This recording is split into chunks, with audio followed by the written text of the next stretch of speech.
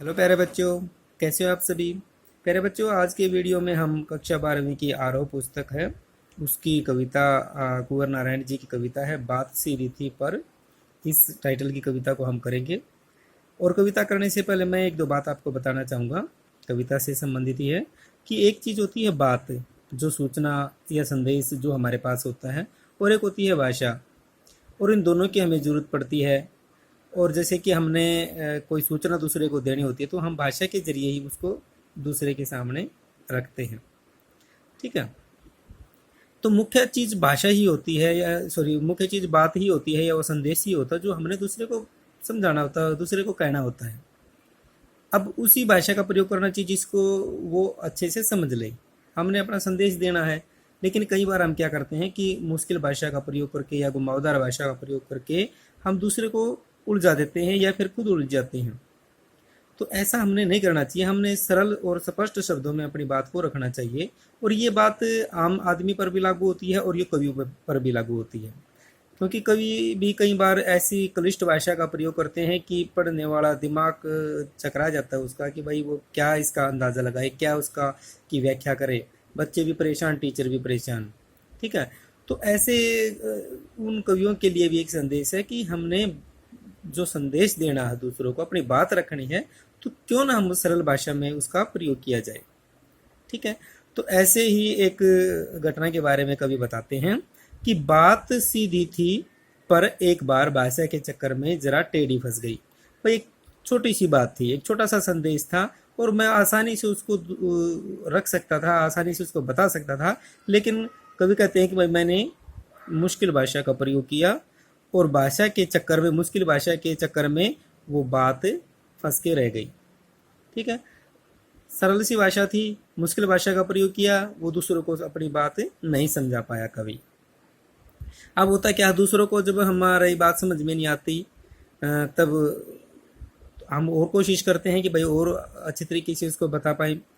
उसे पाने की कोशिश में, उसे किसे, बात को, ये मैंने यहाँ पर लिख भी दिया है, उसे पाने की कोशिश में भाषा को उल्टा पलटा। अब देख, पता से कभी को भी चल गया कि भाई ये इसकी समझ में आई नहीं है, इसलिए उन्होंने सोचा कि भाई बात को थोड़ा सा और अच्छे से समझाऊं मैं इसको। तो भाषा को थोड़ा सा और घुमाया फिराया और आसान बनाया। किसको, भाषा को बनाया, ताकि ये संदेश, एक छोटा सा संदेश जो दूसरे लोगों तक पहुंचाना था, वो पहुंच जाए। भाषा को उल्टा पलटा, तोड़ा मरोड़ा, घुमाया फिराया, हर एक तरीके से उसने भाषा को का प्रयोग किया। किस कारण से, कि या बात या तो बने या फिर भाषा से बाहर आए। कवि यही चाहते थे कि या तो इसकी समझ में आ जाइए, या फिर नए सिरे से इससे बाहर ही आ जाए ये बात भाषा से, और नए सिरे से फिर मैं इसको ये बातें बता पाऊँ। ठीक है। लेकिन इससे भाषा के साथ साथ बात और भी पेचीदा होती चली गई। लेकिन जितना भी उन्होंने कोशिश की उस बात को समझाने की, तो भाषा और ज़्यादा मुश्किल होती चली गई। ये ठीक ऐसा ही है कि जैसे कोई दलदल होता है, दलदल में आदमी अगर एक बार फंस जाता है या कोई भी जानवर फंस जाता है, तो दलदल में वो हाथ पैर मारता है, कोशिश करता है कि वो निकल जाए। लेकिन निकलने की बजाय जितना वो हाथ पैर मारता है उतना ही वो और ज़्यादा नीचे की ओर जाता है। तो या ऐसा मान लीजिए कि आप कोई मैथ का सवाल कर रहे हो और आपने फार्मूला गलत लगा दिया है, तो आपका सवाल जो आंसर है वो ठीक तो आएगा ही नहीं, और लेकिन और भी ज़्यादा उलझता चला जाएगा। आप उसको और ज़्यादा घुमाओ फिराओगे, बात और ज़्यादा उलझती चली जाएगी। और अच्छा तो ये होता है कि या तो हम उसको दोबारा से शुरू करें, या फिर वो उसके या वो आंसर ही आ जाए। तो कवि ने भी यहाँ पे यही कोशिश की कि भाई या तो ये जो बात है मेरी वो भाषा से बाहर आ जाए, ताकि मैं अलग से दोबारा से बात शुरू कर सकूँ, या फिर क्या है, या बात बन ही जाए या उसको समझ में आ जाए दो। लेकिन वो और भी ज़्यादा गहरी होती चली गई। आगे कहते हैं कवि, सारी मुश्किल को धैर्य से समझे बिना मैं पेंच को खोलने की बजाय बजाय उसे बेहतर है कसता चला जा रहा था, क्योंकि इस कर्तव्य पर मुझे साफ सुनाई दे रही थी तमाशबीनों और की शाबाशी और वाहवाह। अब आगे क्या कहते हैं, सारी मुश्किल को धैर्य से समझे बिना। कभी कहते हैं कि मैंने बात शुरू तो गलत तरीके से कर दी, क्योंकि भाषा का ठीक प्रयोग नहीं किया, संदेश उस तक पहुंचा नहीं। वो कहने लगा मेरे को तो समझ में नहीं आया, और भी ज़्यादा घुमाया फिरा बात को, भाषा को, लेकिन फिर भी उसके समझ में नहीं आई। तो कवि कहते हैं कि सारी मुश्किल को धैर्य से, अच्छा ये होता है कि मैं धैर्य से समझता उसको, भाई प्रॉब्लम क्या है, दिक्कत कहाँ पे आई है। दिक्कत यहाँ पे आई थी कि मैंने कठिन भाषा का प्रयोग किया, आसान भाषा में उसको बता सकता था, लेकिन उसने ऐसा करना ठीक नहीं समझा, उसने धैर्य नहीं रखा और ना उस प्रॉब्लम को समझा। क्या किया, मैं पेंच को खोलने के बजाय उसे बेतरह कसता चला जा रहा था। ये ठीक ऐसी स्थिति थी प्यारे बच्चों, जिस प्रकार से कि हमें कई बार पता नहीं होता कि ये पेंच किस तरीके से, किस साइड से खुलेगा। हम उसको घुमाने की कोशिश करते हैं। मान लीजिए कोई पेंच ऐसे खुलता है, कोई पेंच ऐसे खुलता है, और हमें यह नहीं पता कि ऐसे खुलेगा, हम उसको उल्टी साइड से करना शुरू कर देते हैं। तो क्या होगा, वो खुलने की बजाय क्या हो जाएगा, और ज़्यादा टाइट होता चला जाएगा। ठीक है, और इतना टाइट हो जाएगा फिर वो कि वो फिर खुल ही नहीं सकता। तो यही कहते हैं कि मैं पेंच को खोलने की बजाय उसे बेतरह कसता चला जा रहा था। तो उसी प्रकार से कवि कहते हैं कि मैं बात को अच्छे से समझाने की बजाय मैंने बात को इतना उलझा दिया, इतना उलझा दिया कि वो अब ठीक से सुलझ नहीं सकती थी, क्योंकि इस करतब पर मुझे साफ सुनाई दे रही थी तमाशबीनों की शाबाशी और वाह वाह। और कवि कहते हैं कि इस करतब पर मुझे तो पता था कि बात समझ में आई नहीं, उसको भी पता था कि बात समझ में नहीं आई, लेकिन मैं जिस मुश्किल भाषा का प्रयोग कर रहा था, तो उस मुश्किल शब्दावली से, उस मुश्किल भाषा से सुनने वाले कह रहे थे कि वाह भाई वाह, इसको तो बहुत मुश्किल भाषा का प्रयोग करना आता है।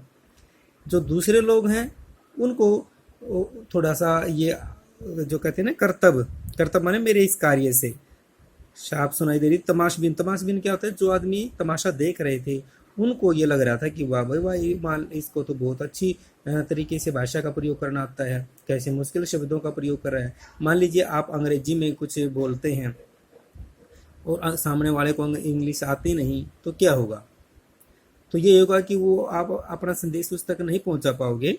लेकिन जो दूसरे लोग हैं, आसपास के लोग, वो कहेंगे वाह भाई वाह, इसने तो अंग्रेजी बोलनी आती है और बड़े अच्छे से फराटे से अंग्रेजी बोल रहा है। लेकिन बच्चों, जो असली मकसद था, हमने अपना संदेश उस तक पहुंचाना, उस व्यक्ति तक, उसको वो तो नहीं पहुंचा पाए ना। तो भाषा का ठीक प्रयोग तो यही होता है कि हम उसका आसानी से, आराम से प्रयोग करें। तो तमाशबीन क्या कर रहे थे, तमाशबीन उसकी बड़ाई कर रहे थे, शाबाशी दे रहे थे और वाह वाह कर रहे थे। लेकिन कवि को भी पता था कि इसकी समझ में यह बात नहीं आई, और जिसको वो बात समझाना चाहता था वो भी, उसको भी पता था कि बात समझ में नहीं आई। दोनों उलझ पुलझ हो रहे थे, लेकिन आस पड़ोस के लोग ये कह रहे थे कि वाह भाई वो बहुत अच्छा, वाह वाह बहुत अच्छी भाषा का प्रयोग करे। वैसे ही कवियों के साथ होता है, कवि कठिन भाषा का प्रयोग करेंगे, कवियों को भी पता होता है कि समझने वाले को नहीं समझ में आएगा और पढ़ने वाले को भी समझ में आता ही नहीं, लेकिन दूसरे ये कहते हैं वाह भाई वाह, बहुत कठिन भाषा का प्रयोग कर सकता है ये कवि। तो ऐसा नहीं करना चाहिए। और क्या कहते हैं कि आखिरकार वही हुआ जिसका मुझे डर था, जोर जबरदस्ती से बात की चूड़ी मर गई। और आगे कवि कहते हैं कि आखिरकार वही हुआ जिसका मुझे डर था, जोर जबरदस्ती से बात की चूड़ी मर गई और वह भाषा में बेकार घूमने लगी। और अंत में हुआ क्या, ज्यादा टाइट करने से क्या हुआ कि उसकी चूड़ी मर गई। बात की चूड़ी मर का मतलब क्या होता है, वो बेकार हो गई।